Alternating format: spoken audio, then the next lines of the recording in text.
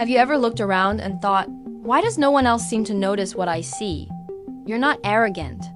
You're not broken. You're just thinking differently in a world that rewards sameness. And the truth is, different thinkers often walk alone, not because they want to. The individual has always had to struggle to keep from being overwhelmed by the tribe. That struggle still exists. Deep or different thinking pulls you out of alignment with the social rhythm. You stop nodding along. You start questioning. And the moment you question what others accept without thought, you become dangerous. The human brain is wired to detect threat, and in modern society, threats are no longer lions or fires, they're ideas that might dismantle what we think we know.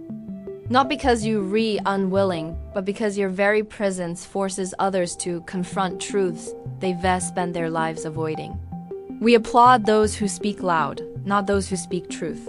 That's why social media, news cycles, and public discourse so often feel hollow to those who think deeper.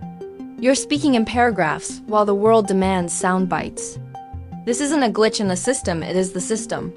But because the crowd fears what they can't understand. This is called cognitive dissonance. It's a discomfort triggered when someone's worldview is challenged. The brain doesn't like dissonance, it wants harmony. So instead of adjusting to new insights, people reject the source. From ancient sages to modern visionaries, those who break the mold are often met with suspicion, not celebration. They're walking, but you do need to understand the dynamics at play. Find your tribe even, if it's small. Pick your moments, it's worth it if you're willing to walk the road. Remember, the most profound ideas in history didn't start in stadiums, they started in solitude, and that trade-off. The more intellectually out of sync you are, the more people subconsciously push you away to preserve their own internal peace, talking threats to mental stability. The ones who see through the noise are often told to quiet down. You see, most people don't just hold beliefs, they are defined by them. So when you challenge a belief, you read, that's not random, it's a defense mechanism.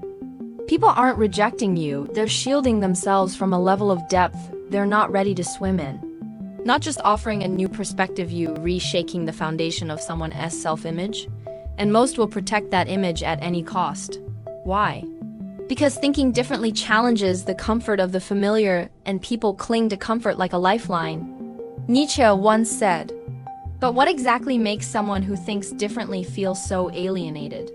It's not the ideas themselves, it's the way they ripple through people's identities." This is why people often react emotionally when faced with complex or contrarian thoughts. It's not logic, it's survival. And different thinkers? Ever notice how conversations quickly shift when you ask a question that cuts too deep?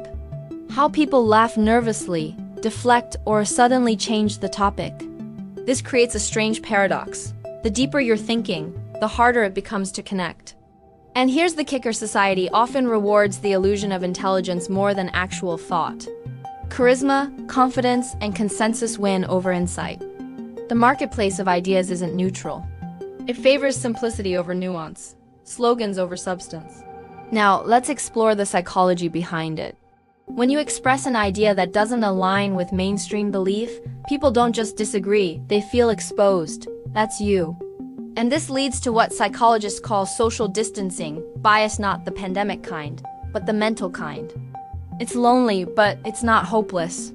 Because while thinking differently isolates you from the crowd, it connects you more deeply to truth. So what should you do? You don't need to water down your mind to fit in.